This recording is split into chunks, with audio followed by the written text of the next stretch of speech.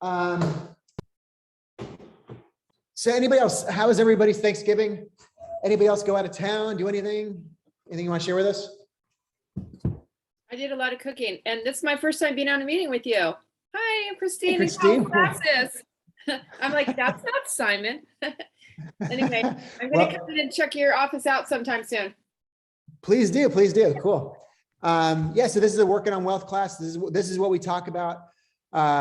What to do with your finances once you start making some money as a realtor, right? This starts where all the other KW training leaves off, right?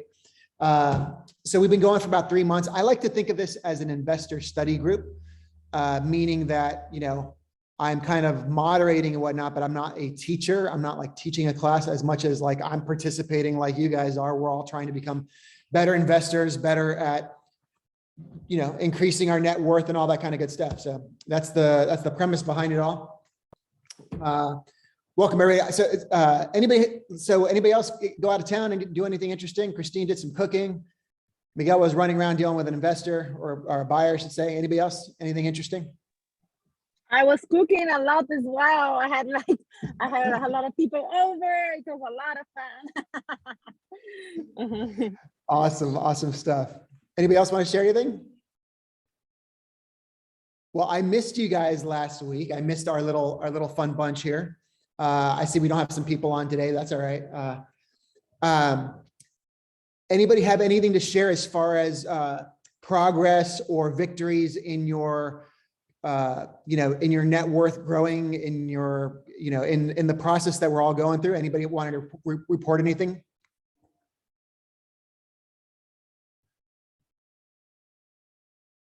You guys are always so quiet. I'm the only one that's ever sharing this stuff. All right, fine. I've got stuff to share then. Fine. Thanks to you guys. And by the way, for anyone who doesn't know, there's a Facebook group that corresponds to this class, whatever you want to call it, this investor study group. Let me do this. I will share.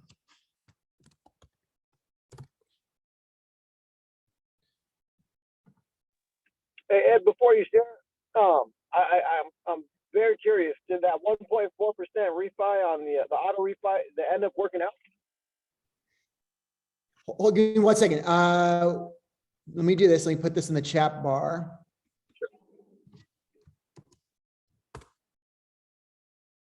So yes, that's actually what, Miguel, thank you for saying that. Yeah, that's actually what I was going to share about. Thanks to you guys, following some advice from you guys, I actually refied my wife's car and went from a $450 car payment to a $350 car payment. It does extend it by like 3 or 4 months or something. It's some weird thing worked out with the way the number of payments goes, but it was a much lower, it went from a 5% interest rate to I think a 3% interest rate. I could have gotten 1.5, but we decided to keep it at the same number of years payments. But yeah, there's a place called DCU, Digital Credit Union, I think it's called. Hey, what's up, Ray? You joining me in person? All right. Hey, look, this is no longer a virtual thing here. Let's do this. First. Hey, you're the first person. All right, hold on. I'm going to celebrate this. We're going to reorganize the room here. But throw that around. Throw that around. Pull this table over here. Sure. No problem. Hey, guys.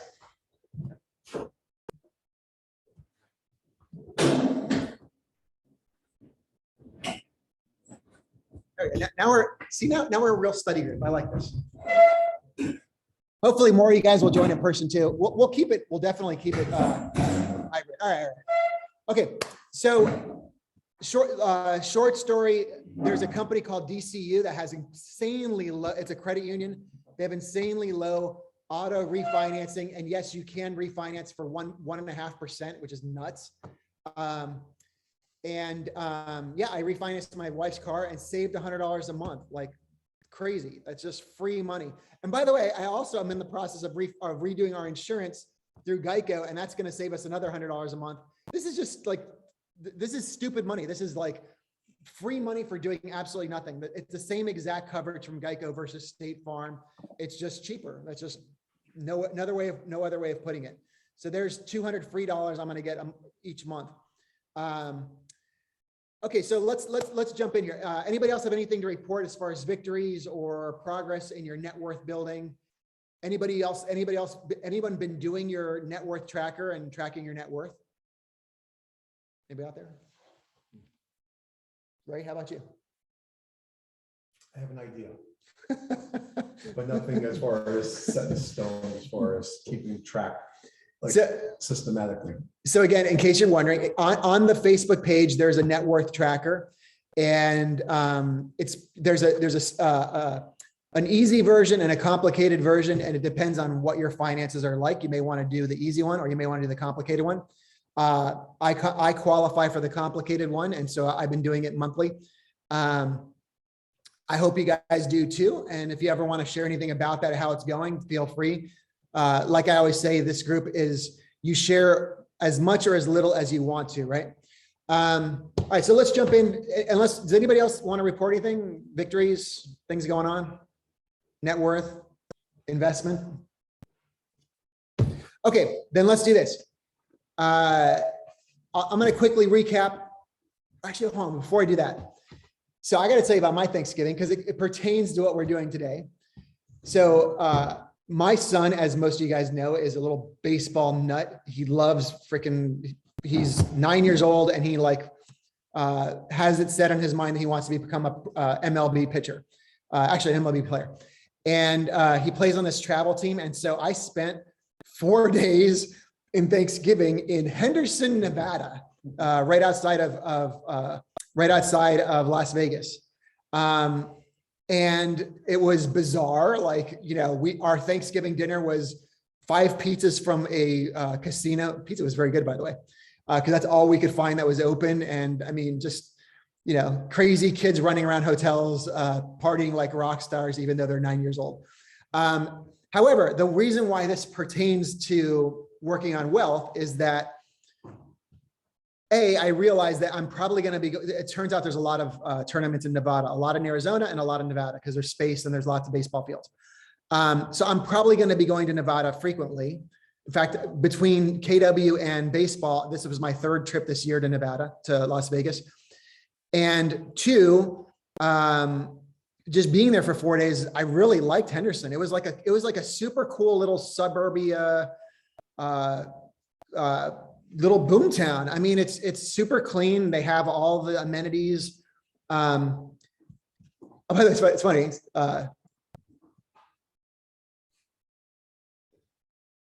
Hey, welcome, Blaine. I was just telling everybody, Blaine Watson's on the call. He's not a realtor. He's although his wife is studying to get her license as of recently.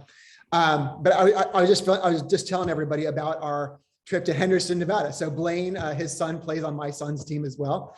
So we're in this town, Henderson, Nevada, for 4 days. And I couldn't help but start to crunch some numbers in my head, going damn, this town is really clean, and it's booming, and it's in Nevada. And for those of you guys who've been following along, there's several trains of thought as to, should we, as realtors as people in the real estate world in Los Angeles, should we be investing in California, or do you go outside of California?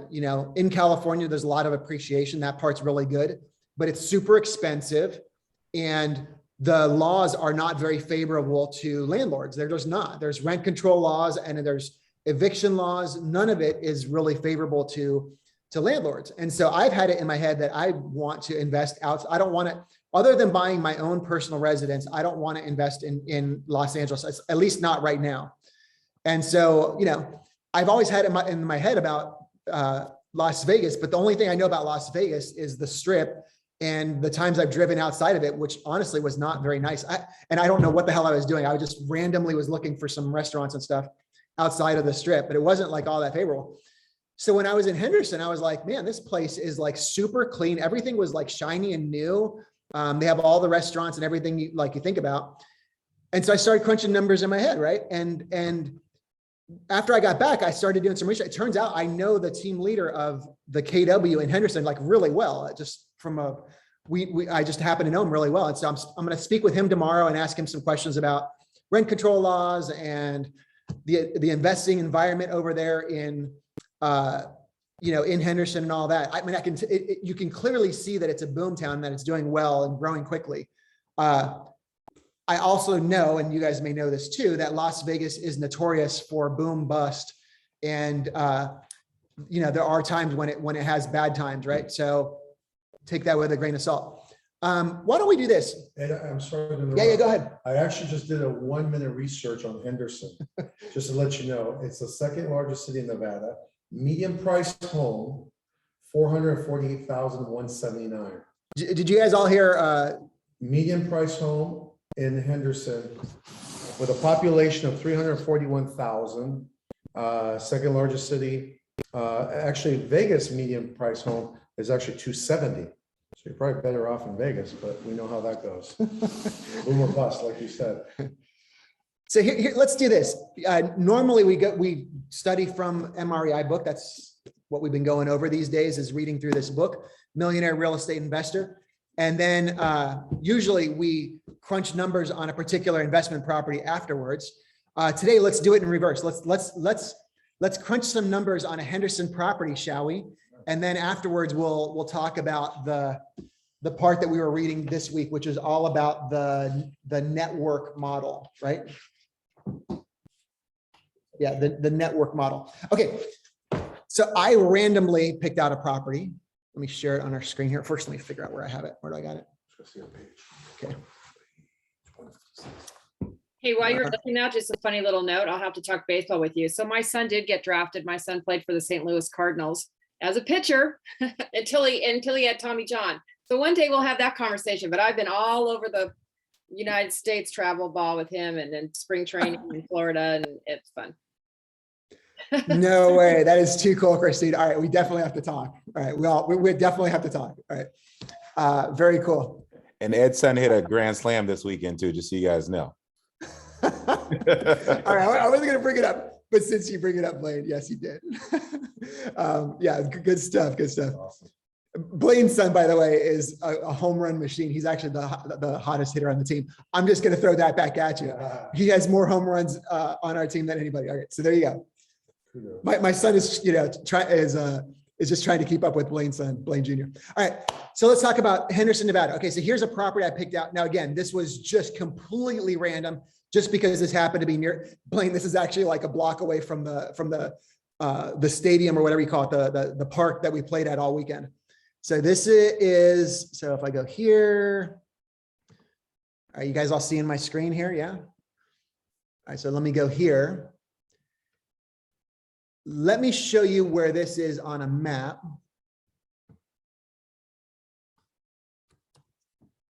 Now, I don't know the first thing about this. This is just like a first peek at what, just taking a guess at like, what do investments look like out there? Okay, so let me back out a little bit.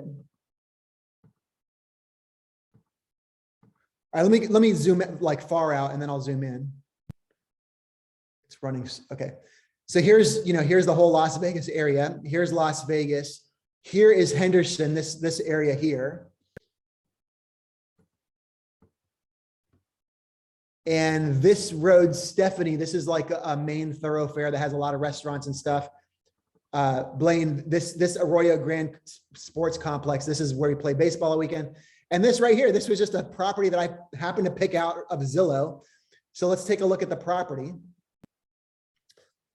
So here you go. This property is 3 bedrooms, 3 bath. It's 1,400 square feet. It's tight, all right? But it's $375,000. Here's some photos. I mean, it looks like your typical property, right? I mean, it's not going to win any design awards, but you take all the stuff out there, put in some modern furniture and clean it up, throw in some new appliances, and you're good to go for a rental. And I'm using Zillow as, first of all, I'm using their list price as an estimate, and I'm using their information. I'm not obviously, I'm not a fan of them as, for being very accurate, but it's a great first pass, right? This property has been on the market for a couple months. And it gives you, one thing I like about Zillow, like for our purposes, is that it gives you property taxes. It gives you some estimates of monthly cost. Property taxes, homeowners insurance, HOA fees, and utilities, right?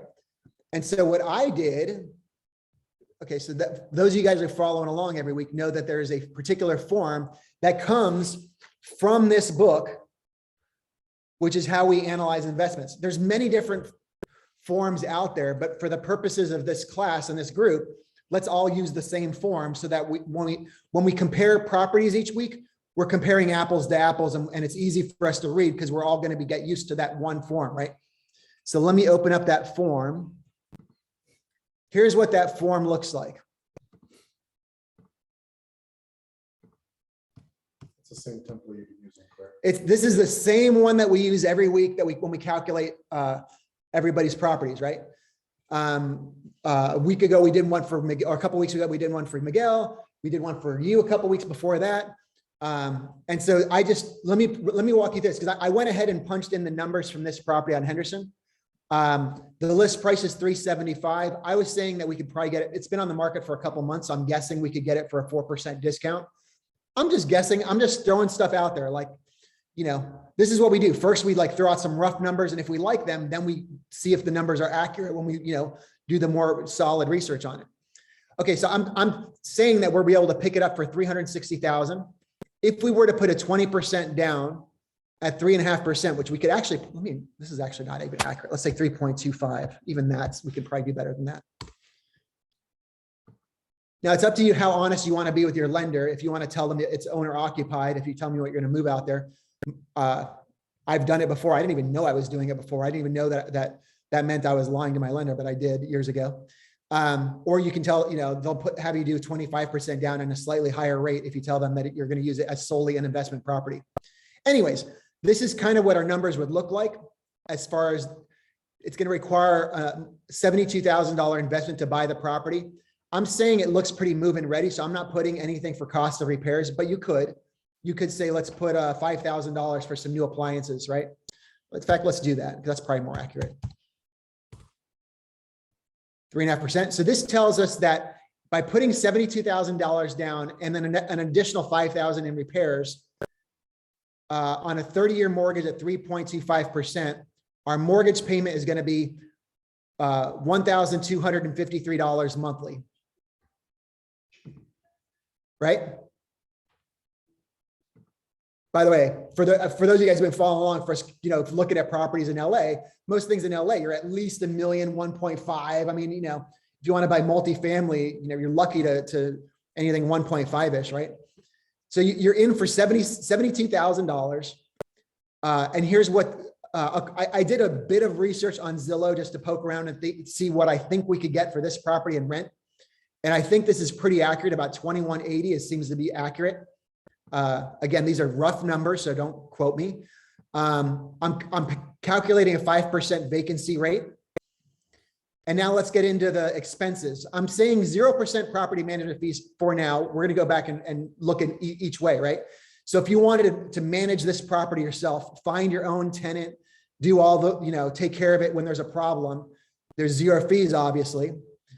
Then the maintenance reserve, I'm saying $1,000 per year for maintenance reserve. That might be a bit conservative. That might be a bit liberal, whatever you want to do. You can adjust as you wish. But this is from our conversation. I think that's probably about right. No utilities, because you're going to have it rented out and it's a home. So you're not going to have a utility bill coming to you. Your tenants are going to take care of that, I assume. Property taxes, this comes from Zillow. I don't know how accurate it is, but this is what they were saying it would be. This is what they were saying insurance would be. And then there is an HOA fee in that area. And this is what the HOA fee is. And this is where it gets interesting. 20% down, even with the $5,000 thing. And we are cash flow positive right from year one. That is a thing of beauty right there. With 20% down, cash flow positive. Wow. That's what we look for, right? We want to be cash flow positive from year one. And that's what we were finding about when we invest in California, you have to put 40, 50% down just to be cash flow positive. And who the hell wants to do that, on a property? So I'll tell you my take and then let's open up for any discussion. I'm very excited about this, and I'm going to start looking into next steps about investing in Henderson, because I really like it. And I like it because it's close enough that if there's a problem, I can hop in my car and I can be there in 4 hours, unless it's Thanksgiving, in which case it's 9 hours or something. Some people were telling me, but approximately 5 hours I can be there to put out whatever fire I need to put out, right? I can hop on a plane and be there, that afternoon if I need to, if there's an urgent issue. And then because I'm probably going to be going out there a few times a year, every time I go out there, I can make that trip tax deductible. My airfare, my drive, whatever it is, I can make it tax deductible because I'm not going out there to play baseball, or I'm not going out there to, for a work meet. I'm going out there to check on my investment, which means my trip becomes tax deductible. So a few things of why I'm thinking of investing in Henderson. So those are my thoughts. Okay, I've just talked a whole lot. What do you guys think? Hey, can I ask you a question? Can you Yeah. go back to the sheet? Okay, hold on a second. We're going back to the sheet here. Hold on. I just have a question regarding, like, let's say you had home warranty coverage. Would that fall under the maintenance reserve? But maintenance reserve is $1,000 for the year as like your cushion, right? Or your backup. Sure. So if you had, so the question was, what if you get like a home warranty? Because remember David Monsafar was saying that's something he likes to do with his rental properties, is just get a home warranty through like American Home Shield or whatever. And then you don't have to worry about all these things like this, or most of it would be covered. Not all, but a lot of it gets covered. I would estimate the cost for that would be $300 to $500 maybe a year. In Henderson, I'm guessing a 12-month policy would probably be about $400, Okay. right? And then you could probably save an extra $600 to cover things that aren't covered by the insurance, by the It warranty. shaves off just a little bit. Yeah. I'm just, it's always good to have protection. So. And let's say we don't want to manage it ourselves. Let's say we want to hire a property manager. Now, I don't know what property managers charge in Henderson, but in most places, I know that a 6% fee is pretty accurate. But you're still cash flow positive. That's the beauty of it. You're still cash flow positive, even if you're paying 6% to a property management company. I think you're a little low though on some of your fees there, like on 34, if you said there was an HOA and then lawn and trash, you have only $31 a month. That seems really low. I get it's Henderson, but that still seems. So this is or the gardener and stuff. Usually you pay for that. Yeah, this was just the HOA fee. So, if we're talking a gardener on top of that, because if we're taking care of the gardener, anyone want to take a guess? Anyone guess how much a gardener is for the year? Maybe 1,000. I don't know. Usually about $50 a month, usually $45-$50 a month. Let's say 600, right? So that would be just 972, right? I mean, that's what this is all about, is we throw some numbers and we see if we like it. And then if we like it, then we dive in and really make sure, we dot our I's and cross our T's. I think that's a big chunk at the property management fees of that 6%. Yeah. So like you said, you've always said, do it yourself, especially. Well, do it yourself if it's in town. That's the beauty. That's the thing that's good about investing in LA. Well, I'm saying for your scenario, you would frequently go back there a few times a year. Even still, I don't know that I would want to manage it myself. I mean, Okay. every time there's a faucet leaking or whatever, you're the one who gets called at 3 o'clock in the morning, right? Yeah. And That's true. I just don't. I have too much on my plate to have one more thing on there like this. Yeah, that makes sense. That's 6%. That would be worth it. But this is, every week we analyze a new property, and this was one that I thought was just interesting for this week. I like it. I like it. For me, it seems to kind of check a lot of my boxes. And this is for me, I'm going to take the next step and like start having some discussions, and maybe, if there's an excuse to go out there sometime soon, I'll go out and look at some properties. Because I just want to start to get to know it better. But yeah, that's pretty much it as far as that. So for anyone who hasn't been following along, this worksheet has the front page, which is how is it going to work out in year one. It gets really complicated when you start looking, how is it going to perform over time? Now, when I switch to the second page, don't freak out. There's lots and lots of numbers, but there's only certain ones we need to look at. And it's not as crazy as it looks. So how this is everything is done by year, right? So this is, how is this property going to perform each and every year as things move on? Because remember, on the first page, I'm going to go back to the front. Over time, the property is going to appreciate. We're going to assume a 4.4 appreciation rate. The rent is going to appreciate. And then the cost to sell is always going to be about 7%, right? Roughly. Now, just again. Okay, so this is going to be our a guess at how is this property going to perform over time. Now, a lot of investors, what they want to look at is, and what we want to look at is this column here, W, which is cash on cash, meaning I'm putting down $77,000 year one. How much am I getting back? And that is, where's the cash return? Okay, total return. Here's okay, so here's the cash inflow annually. So the first year we're expecting to get $2,200 in cash flow back, right? So that is a cash for $77,000. You're getting back 3% from year one, which is, again, that's not the whole investment, because you're also going to be getting, they're going to be paying off your equity and the place is going to appreciate. But just cash, just as a passive income property, you're getting 3% return on your investment. Just off of that, even if the property never appreciated, even if you never sold it, you would be getting 3% back year one, which is why we talk about, like, we want things that are cash flow year one if possible. And then the cash is, it's going to increase over time, obviously, because it's going to be getting paid off.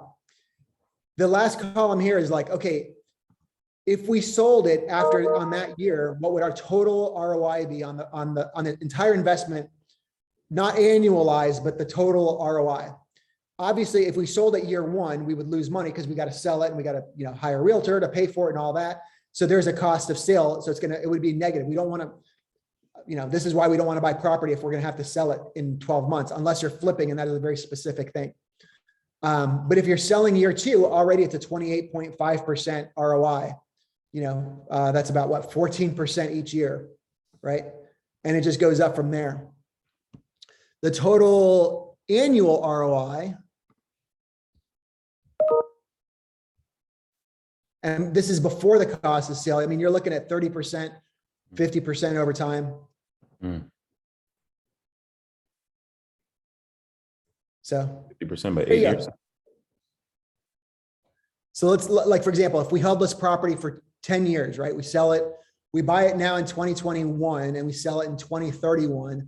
Now, assuming, and that's a big assumption because you never know, the market goes up and down, but assuming it appreciated steadily, which it's actually easier to predict the market over the long term than it is the short term, right? Because over the short term, it does this, but over the long term, it all kind of works its way out and it does tend to appreciate about 4%.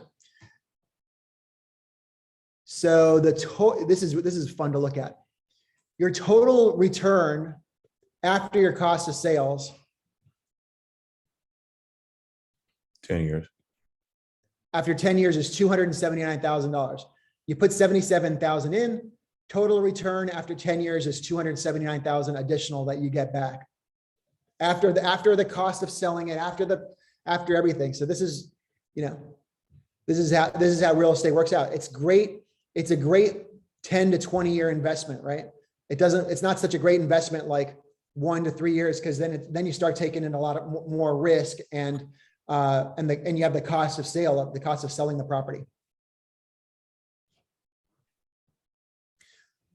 So this worksheet here that we're looking at, this is from this book, Millionaire Real Estate Investor. I've got extra copies here at the office. Blaine, I'm giving Jessica a copy. I'll bring it on Friday to the practice. Thank you. This is all, the worksheet comes from here, and I invite you to don't take my word for any of this stuff. As we go through this book, we're going to learn more and more about how to use this worksheet. How does it, what do the numbers all mean, what to look for, what to not look for, right? So this was us just, taking a look at one property day. So any questions about this little property in Henderson, Nevada? Yeah, Blaine. I was going to share it. So first of all, thank you, Ed, for inviting me to the space. I know I'm not a real estate agent. I'm not necessarily involved thoroughly in real estate, but I do have 2 properties. So, there's some interest. I will say, Sure. just speaking anecdotally, when I walked in the house, we shared a house rather than Ed stayed in the house in the hotel, right? We had 11 players go out there. You stayed at a hotel. We opted to stay at a house and an Airbnb for, I don't know how much, my wife can tell you how much we paid, but it was significantly, I think it was the price about the same.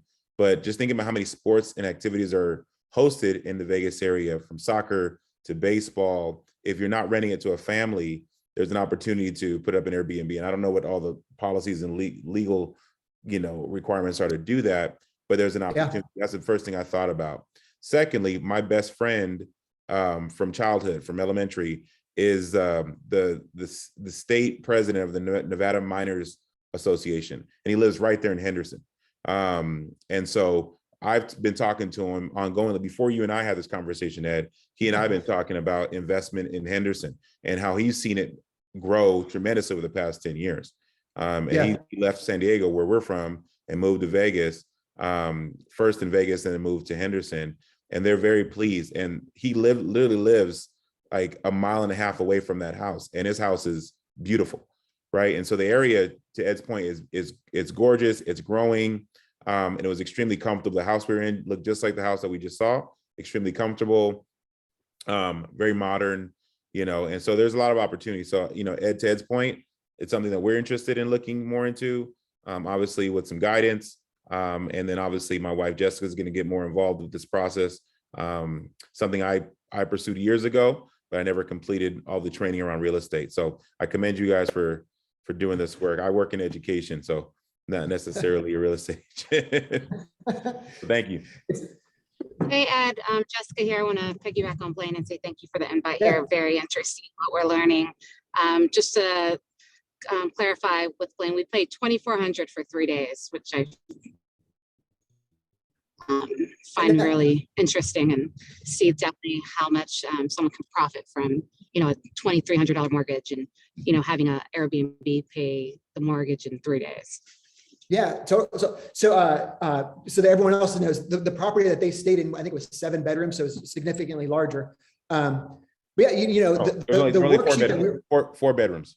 Oh, really? Oh, okay. So yeah, so not too far apart from this house here then. So, you could use the same worksheet to figure out how it would perform as an investment for Airbnb. You just got to, change the numbers up to figure out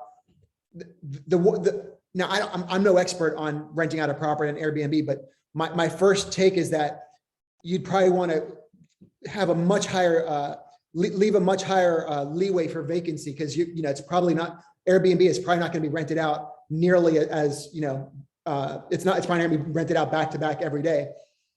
But it could, I know a lot of people who rent out their homes Airbnb, and it could be, it could be it's just a matter of crunching the numbers, figuring out how much the vacancy and how much you could get, and figuring out which is the better way to go.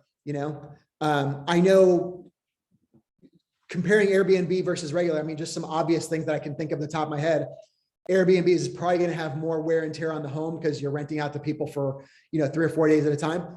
But if you have a good manager to manage the property that will do it properly, and you have a good deposit, you should be able to mitigate those expenses, that part of it, right? And then it's just a matter of just figuring out what is the vacancy going to be, how much can you rent it out for? But as a suburb in Vegas, I would imagine that there's probably a lot of people who would love I imagine there's lots of people who visit Vegas just like we all did, who want to be near the Strip and near Vegas for whatever reason, but don't want to be on the Strip. A lot of people love being on the Strip, and a lot of people hate it. And I know, I much prefer, especially with kids, not being on the Strip and not being in a casino and walking through that crap. And I'd rather just go there and visit rather than having the place right there. But so it's and because there's so many events out there now, they've got all the sporting events happening too, football games and stuff. There's many events that people will want to drop in on, and be able to stay in a big home with a family, and maybe be outside of Vegas in Henderson. So between that and then imagine the people who live there and work in Vegas. When we were there was a ton of people who live in obviously a lot of people live in Henderson and commute to Vegas and work in Vegas, but they don't want to live right there in the middle of it all. Yeah, no, I was just about to say the commute time, I think it's about 30 minutes or so. Yeah. From Henderson to Vegas. Yeah. Strip, so.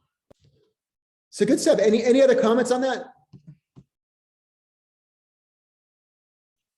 And again, comparing this to investing in California, the difference being that you don't have, first of all, the tax situation is different, right? I believe the State tax in Nevada is much lower. I'm not sure how that plays out with real estate, but I imagine you'd be taxed less since the income is coming from Nevada. The rent control laws are clearly, I don't even know, I don't think there are any, but I mean, that's one thing I want to find out with a realtor over there. But I imagine it can't be any worse than California, right? And that goes same for eviction laws too. So if you happen to get a tenant and they can't pay or whatever, you know, the laws are a lot more favorable to landlords than here in California. We'll be interested to see the comparison of Nevada versus Texas. If we were to compare two properties, let's say the same property type. Yeah. You know, let's of course, I know Texas is so spread out with different cities, but Sure. you pick a city like Austin or Dallas and make the comparison, Henderson to like a Dallas property, same as that, and see the pros and cons. I will tell you from, you guys know, I've invested quite a bit in Denton, Texas, which is outside of Dallas. It's like about an hour north. It's where UNT is, University of North Texas. I've bought and sold many properties there, and I've invested a bunch there because that's where my brother-in-law lives, who some of you guys met when he was on this as a guest. These numbers compare very similar to, hey, there's Blaine. These numbers compare very similarly to what I saw in Vegas. What's up, Blaine? You know, in Denton, Texas, when we bought property, we were putting 20% down, and we were, you know, slightly cash flow positive year one. You know, it's hard to be very cash flow positive, but you know, all you're looking for. My only concern was like, hey, I just don't want to pay money. Like, I just did not want to own an investment where I was like paying money every month. That's, you know, now you're banking on appreciation, and you're banking on rent going up. That's, you know, and if something were to go sour, now you got to, like, you know, so it's nice having a property that it's paying for itself. You just kind of buy it, and then it's self-sufficient, and then you just kind of just forget about it and leave it, let it do its thing. And then over time, it will start producing cash flow more and more. Like, let's go back and look at this for a second, because that's the beauty of real estate, right? So yeah, it's very risky if you're paying money out of pocket. Yeah. And it's just not fun. It just doesn't feel like an investment when you're, even if it's appreciating that more than covers your you know, monthly expense, it doesn't feel good to be spending money on an investment, right? So here's the year one, but right. So year one, the cash flow we're saying is 951 positive, including the HOA and trash, and including a property manager. If we go to year two, okay, so where's the,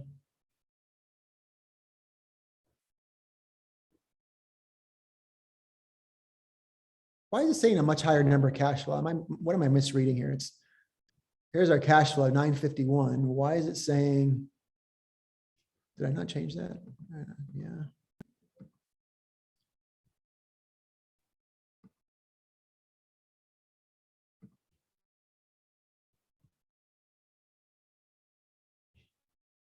Yeah, it is saying 2259. Why is that saying that? Anyone know what I messed up here? What was the question? G4 minus H.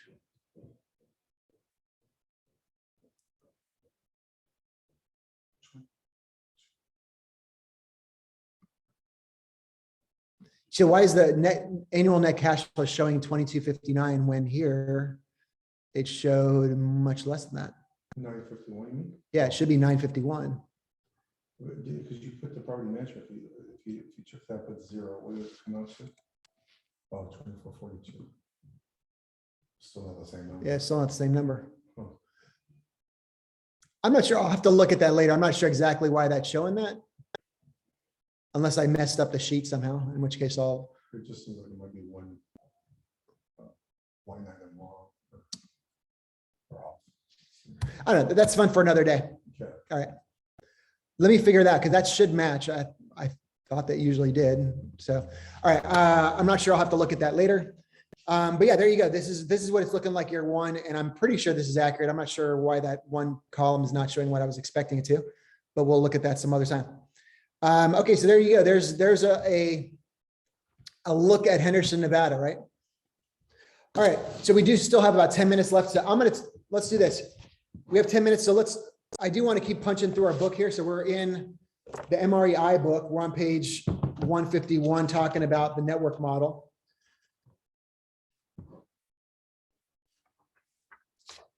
Actually, let's do this. Let's do this. Let's save that for next week. Let's kind of recap everything we've gone over so far. So far in this book, we talked about the mindset of a millionaire investor, right? We talked about the myths, right, that can keep us from investing. Myth understandings, he calls them. And then we got into the 4 stages, which is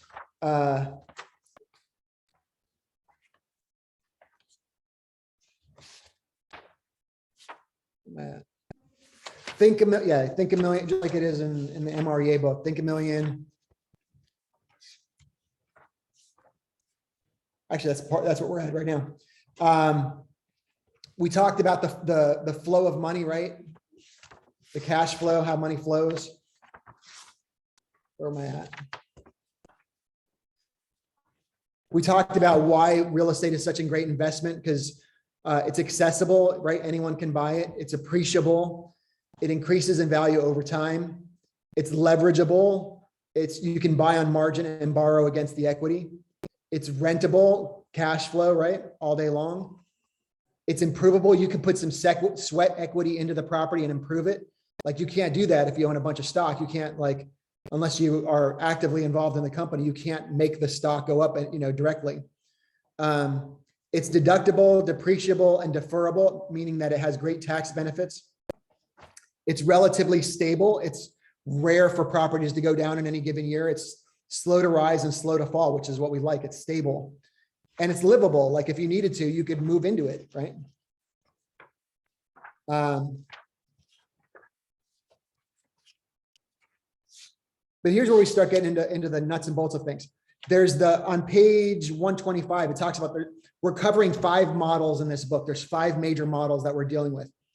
The first is the net worth model, and that we've been talking about. And we learned that most great investors, most people who really do well in life and increase their net worth over time, they track their net worth on at least a monthly basis. For those of you guys who got here late, there's a Facebook group that corresponds to this class, this deal. So if you go to this page here, just request to become a member of the group and I'll invite you. It's all good. And in the group, on the file section, you'll see there's a net worth model. It's just for yourself. You don't have to share it with anybody. It's just for you. Although I tell people in this class, you're welcome to share as much or as little as you want about your finances. It's all good. So we learned to track your net worth at least on a monthly basis. If you can do it on a weekly basis, even better. Keep a budget. Doesn't mean you have to track every penny, but you should know, are you making more than you're spending? How much, and how much do you have to spare? And so you should be tracking that on a monthly basis. And then you should understand the cash flow model, right? The path of money, which is on page 129, which is really cool. That's this one here. It's just a cool way of looking at the way money flows through your pockets from an investment standpoint. Like, if your goal is to increase your net worth over time, this is a great way of thinking about it. So that was the first model, the net worth model. The second model is the financial model, which is all understanding the benefits of real estate, right? It has a triple benefit. There's cash flow, right? So it's going to make us cash flow. That's eventually where we want to get to. We want passive income streams. And this real estate can do that for you. So that's one bonus to real estate. The second bonus is that it appreciates, right? So when you buy an investment property, somebody's living in it, renting it out. Meanwhile, that property is going up in value. And the third way is that the person who's living there, the people who are living in there, if it's multi-unit, they're paying your mortgage. So if you bought the property and your mortgage was, $500,000, the people who are living there, they're paying that down for you.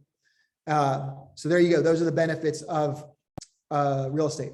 And the third model that we're going to talk about next week, we'll start it today, is the network model, which we talk about. So that starts on page 157. Anybody read this? Anybody want to take a crack at this? All right, here's some things I got from it. You want to read this out loud? All right, I'll read this first little section because I thought it was just super well written and I loved it. No one ever succeeds by himself or herself, no one. Behind every success story is another success story. Behind every successful person is an equally successful person. While the term self-made is used commonly, the unspoken fact is that no one is self-made, whether biologically, spiritually, physically, personally, professionally, or financially. So look around you and know this: millionaire investors aren't succeeding without the help of others. For every millionaire real estate investor you might know, there is a group of people working behind the scenes who helped cause or support his or her success. A millionaire real estate investor's network is an interconnected group of people with three things in common. They play an active professional role in real estate investments. Number two, they are the best at what they do. And number three, they're willing to help you when you need help. Don't confuse this with your leads network. This is your work network. Although over time, you also will ask those people for leads and try to include them in your leads network, this is not your primary reason for building your work network. These are the people who give you advice, guidance, wisdom, information, instruction, intelligence, knowledge, mentoring, strategy, counsel, contacts, connections, leads, leadership, leverage, and labor. Some also provide partnering when you want it and honest feedback even when you don't. This work network is your personal and strategic wealth building association with others. It is where you go to find all the people you need to find, learn all the things you need to know, and get done all the things you need to get done. In short, your work network is your investing lifeline. All right, so we'll wrap it up there, but I hope that all of you guys for next week, if you could read through, it's not long. I read through it last week. It's like, it goes from page 157 to page 171. That's the network model, right? It talks about the three different circles for your work network. There's your inner circle, right? These are the people who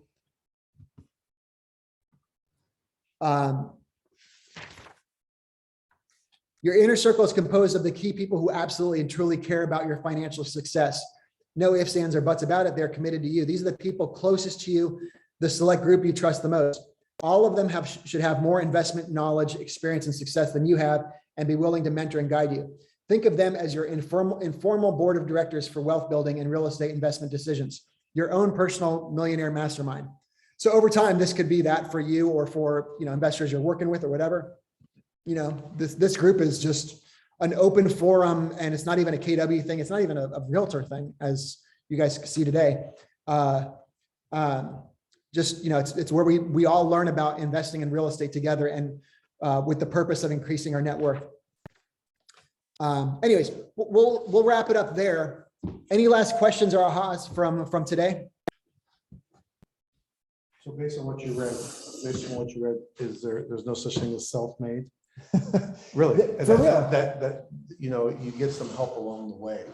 Yeah, no matter what aspect of life. For real. Yeah, that's a great point, right? That's what Gary's saying in the book.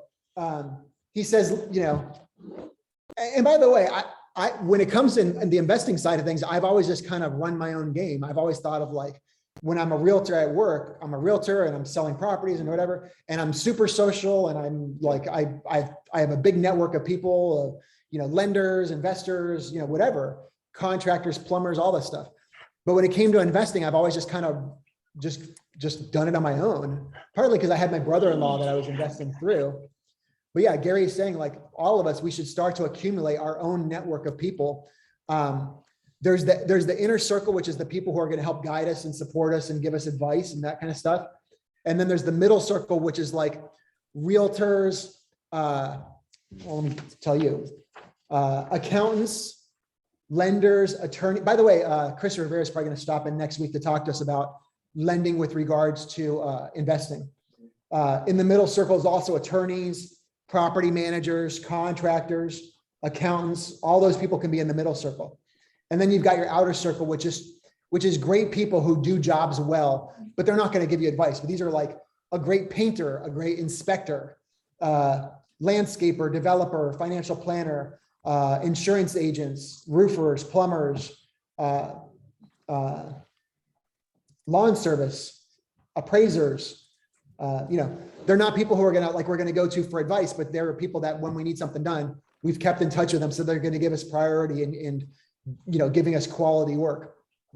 By the way, that's a fringe benefit of working as a realtor, is that we all make connections with contractors and plumbers and painters and stuff. So when you need work done for yourself, they might give you a discount, which is awesome. That's awesome if they do. Actually, honestly, more frequently than not, that they give you a discount. But even if they don't give you a discount, they're going to do an awesome job, because they know if they don't, that you are so well connected. And so I've always found that, whenever you need something done on your own place as a realtor, like everyone always puts their best foot forward, because they know that you have the ear of many, many other people who can feed them. All right, guys, let's wrap it up there for the day. Any other ahas before you? Last words? Thank you so much, Ed, and everybody. It's always inspiring. You're welcome, Daria. Always good to see you. Likewise, Hope and Jerry, good to see you guys. We'll be back next week at the usual time, and we'll probably have more of our crowd back next week. I know everyone's still kind of recovering from Thanksgiving. All right, guys, have a wonderful week. I hope you guys can read that chapter. Oh yeah, Blaine, what you got? Just one thing, just for you, Ed. So I was thinking you're talking about network and just mentoring and what that looks like. So something that's been coming up a lot in conversation. I don't know if I told you, I'm the regional director for a statewide organization called the California Association of Latino Superintendents and Administrators. So I have, I'm responsible for all of LA County, and I have a group of, in LA County, we have about 300 administrators and superintendents of schools all across the county. And then this is a statewide organization, so about maybe 4,000 members total. Anyhow, I gave them a survey to ask, part of my responsibility is to facilitate, professional learning opportunities, capacity building in our area, right? In our industry, which is education and leadership. However, one thing that we've been talking about a lot is the idea of what does it mean to accumulate wealth as an educational administrator? We make decent salaries, but a lot of administrators just don't really know, right, how to invest their money. They don't know how to, a lot of us have homes, but don't necessarily have the investment mindset because we're spending so much time serving others. That makes sense. So one idea that came up recently in a conversation was hosting some type of talk or webinar, or just even a panel with experts like yourself or anybody else in your network that can help, drive conversations and inspiration for these superintendents and principals and district office leaders, all right, around what it means to invest. And then also, I think that would be a good opportunity to have, you and your team, just, at the end of the meeting, say, hey, if y'all want more information, if y'all want to reach out and talk to us, we're here. So that's something I'd like to talk to you about facilitating at some point, sometime in the spring. I just want to put it out there and let you know that there's, you have access to my network as well, in terms of how we're trying to bridge this gap and help people understand what it means to be wealthy. That's so cool, Blaine. And absolutely. I would love to help out any way I can. So just, let's talk more about it. Yep. But that kind of, like what Blaine's talking about here, that, we're going to get to it later in this book, but that's one thing that Gary Keller, the author of the book, he talks about is like, hey, as a culture, we don't talk about money very much in America. Like no one does. In our families, we don't talk about it. We don't talk about it with our friends. Like everyone's afraid. It's like such a taboo subject. Right. And as a result, you have a lot of people who don't know how to accumulate wealth. Yep. And it's not, and one thing I love about this, he takes all like all the complicated formulas and all that crap, and he waters everything down to very manageable things, manageable concepts that if you can follow them, any of us can do this. And what I love it, and at the end he wraps up the book that we're going to get to. He says, now that you guys know, now that you guys have read through this and done this as a group, like spread out, like teach more groups, like host, that's why I brought it to this office. But, from here, we'll spread it out to, hopefully you guys will all start forming your own investor groups and stuff. And because we want to, we can take this knowledge and spread it out to other people around beyond that, so that they can benefit from it as well. It's not, it's all about just building network of people who are interested in growing their net worth and sharing with each other and growing together. That's what it's all about. Yeah, and I would just say, I think it's important as a gesture for education leaders, especially as, we're going through a very tough time right now in education, as you know. Sure. Leading education, leading schools in a pandemic world is hard. And I think it just as a gesture, this is information, this is capacity building that isn't afforded in education spaces to folks. A lot of folks just expect us to work and drive schools, to drive learning for kids, but not necessarily think about their own personal sustainability or what the plans look like for earlier retirement. Because in California, retirement for educators is 62 years old. And Lord knows, I do not want to work as a superintendent, right, until I'm 63 years old, 62 or 63 years old. I want to be able to retire no later than 50, 52. That's the goal. All right. And then live off of, the accumulated wealth and assets that I've built over time. So that's something that, that's something I think that's a mindset. It's a paradigm shift that we have to help more educators think through, especially education leaders and teachers eventually. So thank you. Super Thanks cool, for the time. man. Super cool. Thank you. Hey guys, I got to wrap up here because I have a 4 o'clock that I have to be on, but hopefully I'll see some of you guys next week. Blaine, you're always welcome back, and we'll talk more, I'm sure. And good to see you guys. We'll see you next week. Bye, everybody. Thank you.